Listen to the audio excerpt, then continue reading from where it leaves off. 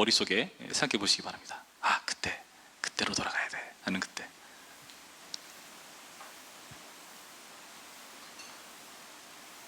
생각했나요? 바로 생각나는 신문 있나요? 난 무조건 그때다. 있어요? 네. 왜 그때로 가고 싶은지 한번 자문자답 해보시기 바래요. 나는 왜 그때로 돌아가고 싶어 하는가? 지금보다 더 좋았나요? 그랬으니까 가고 싶은 거겠죠. 타임머신이 있다면 하는 가정, 그 타임슬립이라고 그러죠. 그런 내용들을 다룬 이야기, 소설, 영화, 책들, 그런 주제를 다룬 게 많은데 그 내용 대부분은 현실을 어찌 보면은 해결할 수 없기 때문에, 지금 현재의 관점에서 문제를 해결할 수 없기 때문에 혹시 과거로 간다면, 미래로 간다면 문제를 해결할 수 있지 않을까 하는 그런 사람들의 기대와 염원과 그런 상상들을 담은 그런 내용이지 않을까 싶습니다. 사람들이 그런 내용들을 좋아하고요. 그런데 우리는 잘 알고 있죠. 그럴 수 없다는 것을. 그렇죠? 현실을 되돌릴 수는 없습니다. 이미 벌어진 것을 되돌릴 수는 없습니다. 여러분의 지금 현재의 모습 되돌릴 수 없어요. 없습니다. 그래서 참 안타까운 것은 우리가 지금 있는 현실을 어떻게 극복하고 변화해 보려고 할 때 어떤 부분은 가능하지만 이미 지나서 가능하지 않은 부분들이 있다는 거죠. 여러분의 인생 가운데 있었던 여러 가지 사건들, 그 사건들이 취소될 수는 없는 거고, 그것들을 무효할 수도 없는 거고, 그 일로 발생한 여러 가지 현상들, 효과들을 우리가 짊어지고 사는 게 현실이니까 하는 생각을 가져봐요. 오늘 본문도 마찬가지입니다. 오늘 본문을 보시면은 수습할 수 없는 일이라는 것을 우리가 알 수 있습니다. 이미 지나버린, 수습할 수 없는, 그런 짊어져야 되는 그런 현실이라는 것을 보여주는 내용입니다. 이전에 11절, 12절 말씀의 문맥을 보시면은 하나님께서 이들의 기도라든지 회개 같은 걸 안 들으세요. 다 소용없다. 너네는 칼과 기근과 전염병으로 멸망당한다 하는 아주 무시무시한 심판을 내리시죠. 그에 대해서 예레미야는 무엇이라고 하나님께 답하는가? 13절 말씀 볼까요? 이렇게 답하죠. 이에 내가 말하되 슬프도소이다. 주 여호와여 보시옵소서. 선지자들이 그들에게 이르기를 너희가 칼을 보지 아니하겠고 기근은 너희에게 이르지 아니할 것이라. 내가 이곳에서 너희에게 확실한 평강을 주리라 하나이다. 무슨 말이죠? 하나님 아시잖아요. 거짓 선지자들이 우리한테 이렇게 저렇게 말을 했기 때문에, 그 말 때문에 우리가 이렇게 된 거잖아요. 그러니까 거짓 선지자들 탓이죠. 이렇게 말하고 있는 겁니다. 거짓 선지자 탓에 지금 이렇게 문제가 발생한 것 아닙니까? 하나님께서 뭐라고 하실까요? 14절부터 보시면은 그 거짓 선지자들을 심판하겠다라는 말씀이죠. 그들이 말한 것과 정반대로 정말 기근이 없겠다? 칼이 없겠다? 아니요. 칼과 기근으로 그들을 심판하겠다 하는 말씀이 15절에 나와 있죠.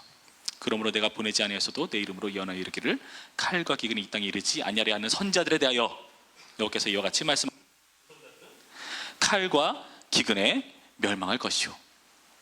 정반대로 응답하시는 하나님의 모습을 보여주고 있다는 겁니다. 자, 그러면은 생각해 보죠. 거짓 선지자들이 그들의 말과 반대로 심판당하면은 문제가 끝납니까? 아니에요. 그 거짓 선지자들에게 미혹받아 가지고 그동안 편안하게 지냈던 그 모든 사람들, 그 심판에서 열외가 되는가? 16절 말씀 볼까요? 그들의 예언을 받은 백성은 기근과 칼로 말미암아 예루살렘 거리에 던짐을 당할 것인즉 그들을 장사할 자가 없을 것이요 그들의 아내와 아들과 딸이 그렇게 되리니 이는 내가 그들의 악을 그 위에 부음이니라. 거짓된 선지자뿐만 아니라 그 미혹된 백성 심판을 거행하시겠다, 철회하지 않는다 말하고 있다는 겁니다. 여러분, 이 점을 우리가 주의해서 봐야 돼요. 이미 벌어져 버린 일은 수습이 안 돼요. 뉴스 보면 되게 억울한 일 많잖아요. 정말 억울하게 누명을 당하거나 아니면 누군가로부터 피해를 받은 그 모든 것들, 그게 제대로 보상이 될까요? 법적으로 어느 정도까지는 할 수 있다 치더라도 이미 벌어져 버린 일은 수습이 불가한 거죠. 살인자가 있습니다. 그 살인자가 여러 가지 정신적인 이유 들먹이면서 요리조리 빠져나가죠. 근데 죽은 사람은 어떻게든 살아 돌아오지 않는 법이죠.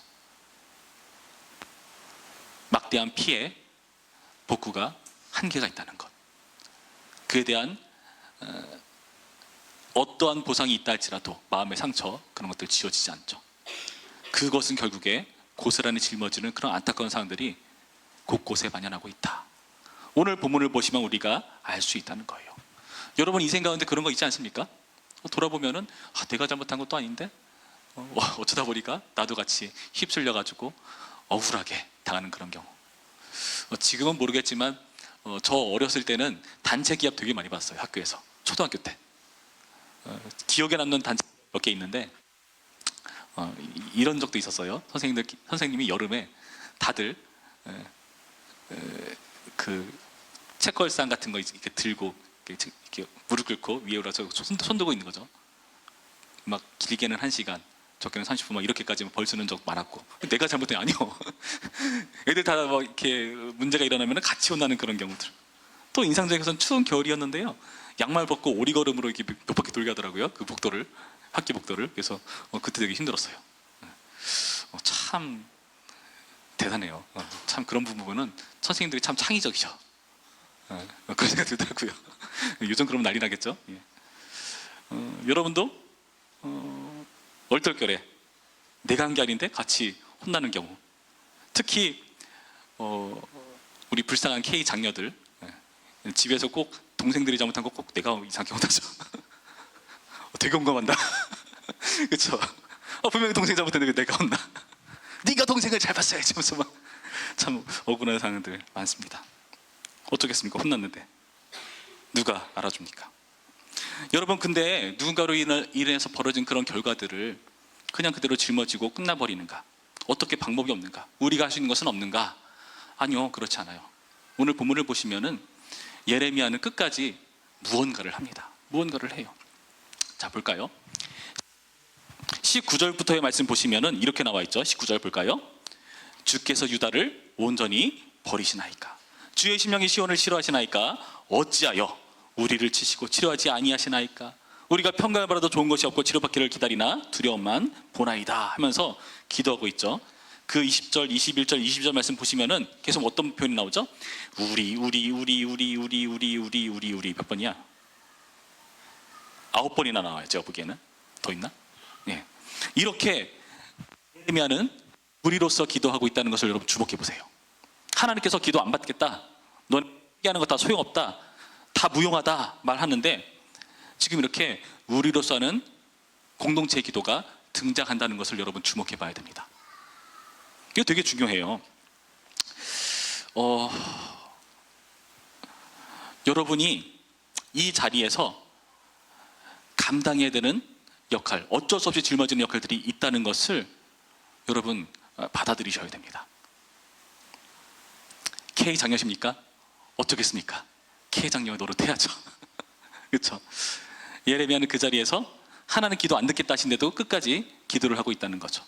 뭐 개역 개정 성경에는 여기 뭐 백성들의 기도 이렇게 나와 있는데 누가인지 모르겠어요, 기도가. 근데 백성들의 기도라고 보기엔 좀 무리가 있고, 하나님의 말씀 중에 등장하는데 지금 이 내용이 하나님께 적용하기에는 문맥상 맞지 않고, 그럼 예레미야가 한 것 같은데 아마도 예레미야가 하나님의 말씀을 전하다가 감정에 겨워서 이런 기도가 터져나온 걸 수도 있고, 아니면은 성경을 기록하는 중에 성령께서 감동하셔가지고 이런 기록이 이루어지도록 한 걸 수도 있고, 어찌되었건 이런 공동체적인 기도가 나오고 있다는 것을 여러분 주목해 보세요.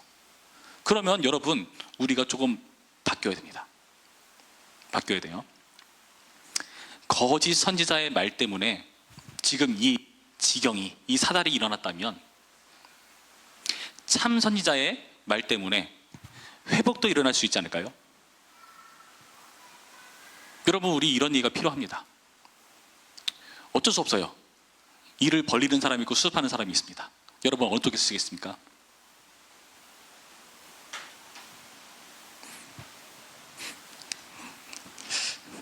표정이 일만 벌리기만 해봐라는 표정으로 수습하는 사람이 필요해요. 예레미야는 하나님의 선지자로서 말을 대언하는 그런 사람인데 자기도 거기서 빠져나와 똑같이 이스라엘 백성을 비판하고 화내고 그런 차원에서 머물러 있는 게 아니라 제3자가 아니라 이런 기도를 하고 있다는 게 여러분 굉장히 중요한 거예요. 여러분 오늘 말씀에서 그 원리를 우리가 이해를 해야 됩니다. 그런데 이런 기도를 어떻게 할 수 있는가 하면은 예레미야는요 하나님에 대한 바른 이해가 있기 때문에 가능한 거예요. 볼까요? 자 보시면은 지금 20절부터 21절까지의 말씀 보시면은 볼까요? 여호와여 우리 악과 우리 조상의 죄악을 인정하나이다. 우리가 주께 범죄하나이다. 그 죄를 인정하죠. 예레미야는 자기가 지은 죄도 아닌데도 이렇게 하는 거예요. 그러면서 주의 이름을 위하여 우리를 미워하지 마옵소서. 누구를 위하여? 백성들을 위하여? 아니요. 주님을 위하여. 주의 영광의 보좌를 주께서 우리를 기억하시고 패하지 마옵소서. 주의 영광의 보좌라는 것은 여러분 어떤 의미일까요? 주님께서 보좌에 앉으시는 거죠. 보좌는 왕이 앉는 자리죠. 무슨 뜻일까요? 통치하고 다스린다는 의미죠. 하나님은 계속해서 우리를 통치해오지 않았습니까? 근데 주님께서 우리를 놓아버리시면은 사람들이 뭐라 하겠습니까? 하나님 통치하는 거 맞아? 통치자로서의 자격이 없네, 실력이 없네. 하나님의 영광이 뭐가 되겠습니까? 그런 말이 나오는 거죠. 우리와 세우신 언약 기억하시옵소서. 그 언약은 뭐죠? 하나님은 우리 하나님이시고 우리는 하나님의 백성이잖아요. 그 관계를 하나님 기억하셔야죠 라면서 끝까지 언약을 붙잡고 하나님의 영광을 붙잡고 기도하고 있다는 겁니다. 솔직히 백성들 생각하면 기도하고 싶겠습니까? 자기를 그렇게 핍박하고 말도 안 듣고 그런 사람들인데 편들고 싶겠습니까? 그러나 하나님의 영광을 위해서 그 언약을 위해서 지금 예레미야는 선지자 역할을 감당하는 겁니다. 여러분이 있는 자리에서 여러분의 역할들이 있죠. 그렇죠? 어떻게 해야 되죠? 감당해야죠. 회피하고 싶고 도망쳐버리고 싶죠. 그러나 그런다고 해결되는 게 아니에요. 하나님에 대한 바른 이해에서 이런 기도가 가능했습니다. 하나님과의 언약 관계에 호소하고 있다는 거죠. 22절은 어떻게 되어 있었죠? 22절 말씀 같이 읽어볼까요? 22절 시작. 이방인의 우상 가운데 능히 비를 내리게 할 자가 있나이까? 하늘이 능히 소나기를 내릴 수 있으리이까? 우리 하나님 여호와여 그리하는 자는 주가 아니시니까? 그러므로 우리가 주를 앙망하옵는 것은 주께서 이 모든 것을 만드셨음이니이다 하니라. 아멘. 지금 기근으로 고통당하는 그런 위기상 가운데 비를 내릴 수 있는 분은 우상이 아니다. 바알이나 아세라가 아니다. 오직 하나님만이 가능하시다 하면서 하나님의 권능에 호소하고 있는 겁니다. 하나님에 대한 바른 이해죠. 그분의 언약과 그분의 권능을 호소하면서 지금 이 기도를 하고 있다는 겁니다. 여러분이 하나님을 제대로 알고 있다면 이런 기도가 터져나와야 돼요. 여러분의 친구를 위해서, 가족을 위해서, 청년부 공동체를 위해서 여러분이 보시고 안타깝고 답답하고 좀 극복하고 싶은 그런 공동의 문제들이 있다. 그러면 여러분 그 자리에서 이 역할들을 감당해 주셔야 됩니다.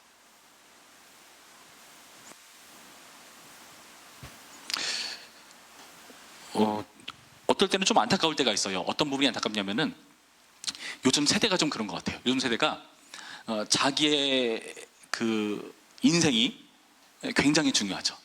내 인생이 되게 중요해요. 그래서 어찌 보면 우리가 앞으로 해나가는 어떤 일의 가치라든지 그 우선순위에 있어서 내가 우선되다 보니까 공동체가 뒷전으로 밀린다는 느낌을 줄 수가 없어요. 그런 생각이 좀 들어요. 돈을 버는 목적? 하나님의 영광 아니라 내가 괜찮아지기 위해서. 여러분 직장을 정하고 을 정할 때 여러분 잘 생각하셔야 돼요.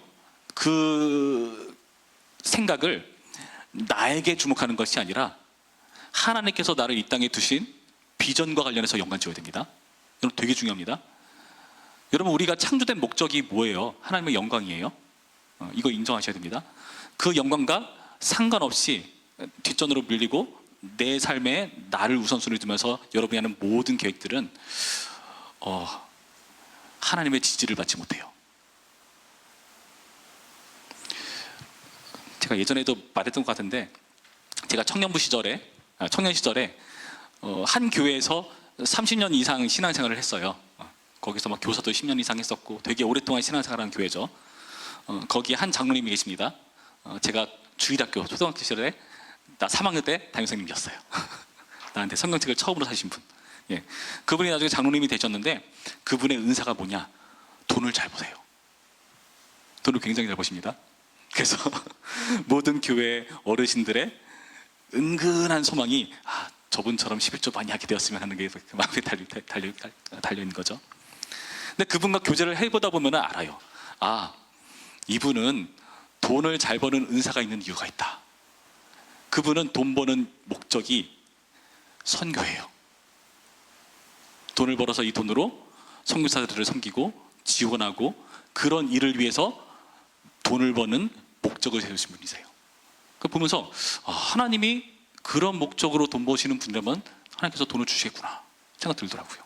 반면에 단순히 그냥 돈 많은 거 부러워서 그냥 그렇게 되고 싶어서 하는 차원이라면은 글쎄요, 지지를 얻을까요? 물론 하나님과 상관없이 돈 많이 버는 사람이 있습니다. 그냥 일반 은총 가운데 자신의 그런 기질과 그런 재능들이 있는 사람들은 돈을 잘 벌 겁니다. 그러나 우리가 주님 믿는 사람 입장에서 내가 돈을 버는 목적, 내 인생의 목적, 여러분 이 설정에 있어서 그 가치에 있어서 하나님이 뒤로 밀리면 안 돼요. 여러분에게 진짜 해주고 싶은 이야기예요. 이 원리 속에서 우리가 오늘 본문을 이해하셔야 됩니다. 짊어지고 이 기도를 하고 있습니다. 여러분 이 기도가 응답될까요? 안타깝게도 이루어지진 않아요. 그 다음 장을 보시면은 하나님께서 모세가 와서 기도해도 틀렸어, 안 들어줄 거야 이렇게 기도하세요. 이렇게 말씀하세요. 이들은 결국에 포로로 끌려가 버립니다. 그리고 그 죄의 값으로 고통을 당합니다. 그러면 지금 이 예레미야의 기도는 다 쓸모가 없는 것인가? 아무런 의미가 없는 것인가? 그렇지가 않습니다. 그렇지가 않습니다. 하나님께서 그 포로된 이스라엘을 다시금 회복시켜서 고토로 돌려보내실 것이고 예수님께서 오셔서 우리의 모든 죄에 대해서 해결하시는 분으로 등장합니다. 여러분, 우리의 기도는요, 지금 여기 나타난 예레미야의 기도의 다른 점이 뭔지 아세요? 우리는요, 예수님의 이름으로 기도합니다. 여러분, 이게 차이입니다. 그 모든 를 짊어지시고 주우신 분이 계세요. 책임을 지신 분이 계세요. 여러분, 그래서요, 우리는 감사하게 주님 앞에 믿음으로 기도할 수가 있어요. 참 선지자의 영향력, 그러니까 거짓 선지자의 영향력은 자기의 말로 모든 동족들을 위기 가운데로 빠뜨렸지만은 참 선지자들은 자기의 기도로 이 민족을 어떻게 살려보겠다는 그런 마음이 담겨 있죠. 우리의 영향력은요, 십자가의 영역에 달려 있습니다. 십자가. 볼까요? 17절부터 말씀 볼까요? 17절 말씀. 너는 이 말로 그들에게 이르라. 내 눈이 밤낮으로 그치지 아니하고 눈물을 흘리리니 이는 처녀딸 내 백성이 큰 파멸 중한 상처로 말미암아 망함이라. 내가 들에 나간즉 칼에 죽은 자요 내가 성읍에 들어간즉 기근으로 병든 자며 선지자나 제사장이나 알지 못하는 땅으로 두루 다니도다. 지금 이 이스라엘 백성이 처한 그런 참혹한 운명이라고 표현해야 되나요? 그 괴로운 멸망의 상황들을 지금 하나님께서 보시면서 눈물 흘리시는 겁니다. 이상하죠? 하나님께서 이들을 멸망시키시는데 그걸 보시면서 눈물 흘리세요? 이게 뭐예요? 악어의 눈물도 아니고. 여러분, 이 말도 안 되는 두 가지 마음이 공존하는 것이 바로 십자가입니다. 우리를 사랑하시는 그 사랑, 동시에 죄에 대해서는 심판하셔야 되는 하나님의 공의, 이 모든 게 만나는 점이 바로 십자가입니다. 여러분, 이것 때문에 이 십자가의 영향력으로 우리가 이 예레미야 참선자의 기도의 영역보다 더 우월합니다. 우리는 예수님의 이름으로 기도할 수 있으니까요. 예수님께서 뭐라 그러셨죠? 예수님께서 이제는 내 이름으로 기도해라. 이전까지 너네는 내 이름으로 아무것도 구하지 않았다. 그러나 이제부터 내 이름으로 구하라. 아들을 주신 분께서 우리에게 뭔들 뭐 주시겠습니까? 여러분, 그래서요, 우리는요, 오늘 본문을 통해서 몸된 지체로서 인식을 가지고 이런 구원을 이루는 영향력을 우리의 기도를 통해서 발휘했으면 좋겠어요. 여러분의 인생의 가치에 있어서 나에게만 사로잡힐 것이 아니라 공동체를 생각했으면 좋겠습니다. 제가 알기로 우리 청년부에 재능 있는 사람들이 굉장히 많습니다. 그래서 이 재능들이 다 우리 청년부에서 발현됐으면 좋겠어요. 제 내년에는 어떤 계획을 가지고 있느냐, 부서 활동을 해가지고 각 부마다 여러분 다 하나씩 소속돼야 됩니다. 그래서 그 부서에서 활동을 해야 돼요. 그러니까 부서 이름을 보시고, 아, 나는 이 부서에 가는 게 더 좋겠다. 여러분의 은사와 마음과 그 모든 것들을 고려하면서 선택하면 돼요. 찬양팀을 하셔도 되고, 방송을 하셔도 되고, 그 밖에 여러 가지 또 만들 거예요. 고민 중입니다, 그거는. 뭘 하려는 거죠? 여러분의 은사와 재능을 위해 사용하는 것이 바로 우리의 은사가 되어야 되는 겁니다. 여러분, 우리가 온전하지 않기 때문에 잘못할 수도 있고요, 실수할 수도 있고 넘칠 때가 있죠. 그럴 때마다 여러분 어떤 쪽에 서십니까? 같이 그냥 책임을 추궁하고 그냥 남한테 다 떠넘기면서 나는 문제를 회피하는 쪽으로 서느냐? 아, 그거는 거짓 선지자 잘못이잖아. 난 그 말 듣고 그게 아니라 공동체 기도로 참여하는 쪽으로 여러분 문제를 끌어안으셔야 돼요. 그게 우리의 역할이고요. 그 역할을 하라고 예수님께서 십자가 달렸습니다. 할 수 있을까요? 여러분 그 역할 감당해 주시기 바랍니다. 다음 주에 온세대 예배가 있어요. 우리 청년부가 안내와 헌금송을 맡게 되었습니다. 자, 공동체로서 저는 여러분들이 안내를 잘 서주길 바라고 봉헌송도 잘 해주셨으면 좋겠어요. 갑자기 그날 아프고 싶다, 안 돼요. 그러지 마세요. 여러분 모두가 다 참여해서 그날 우리 청년부가 이렇게 하나 되었다, 공동체로서의 가치를 우선한다라는 게 눈에 보였으면 좋겠어요. 여러분, 저도 스포를 하나 하겠습니다. 다임 목사님 스포 하나 하셨는데, 내년도 교회 표어가 듣고 행하라 라는 느낌으로 될 확률이 높아요. 약간 바뀔 수는 있지만은. 저도 스포를 할게요. 청년부 내년도 표어 제가 정말 고심하고 있는데 이쪽으로 많이 기울고 있습니다. 문구는 살짝 바뀔 수 있어요. 말씀드리면 뭐냐, 따라해볼까요? 말씀은 실제다. 말씀은 실제다. 말씀은 실제다.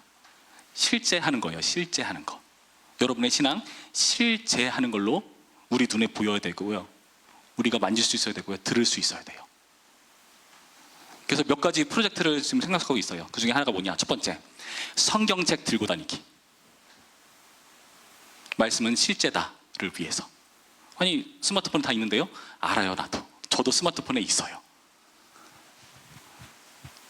제가 왜 성경을 따로 들고 다니자고 말하는지 그 취지를 여러분 헤아릴 수 있을까요? 스마트폰에 있는 성경이 여러분 어떠십니까? 수많은 어플 중에 하나 취급받지 않던가요? 밀리지 않던가요? 그러니까 지금부터 기독교 백화점, 아 요즘 안 가지, 인터넷 뒤지시면서 예쁜 거 사세요. 요즘 파우치처럼 된 거 예쁜 거 많아. 아, 들고 다니기 좀 그래요. 조그만 거 사세요. 그런 것들. 기도, 입을 벌려서 하는 거죠. 실제입니다. 실제. 마음속으로 할래요. 제가 수련회 때 했던 말 또 반복하지 않겠습니다. 예, 실제입니다. 이런 것들, 이런 노력들 필요합니다. 청년부가 영적으로 힘 있고 능력 있다, 아, 우리 마음으로 보여주면 되겠네요. 여러분 마음은요 안 보여요. 여러분이 안내 설 때 그 따뜻한 표정과 미소와 함께 으쌰으쌰하는 그런 분위기와 그런 열정과 봉헌성한테 큰 목소리와 힘찬 율동으로 사람들에게 보여주셔야 됩니다. 공동체를 위해서 예수님께서 우리가 그렇게 하시라고 우리에게 이 가치를 우리에게 제시하시는 겁니다. 예수님의 이름을 마음껏 활용하시면서 이 공동체로서의 영향력을 행사하시는 우리가 되길 바랍니다. 예레미야는요 소용없는 기도처럼 여겨질 줄 몰라요. 그러나 우리는 예레미야와 다릅니다. 예수님의 이름으로 기도할 수 있으니까요. 십자가 영역을 힘입어서 하는 기도니까요. 이 공동체로서의 역할들을 감당하는 우리 모두가 되기를 주님의 이름으로 축원합니다. 기도하겠습니다.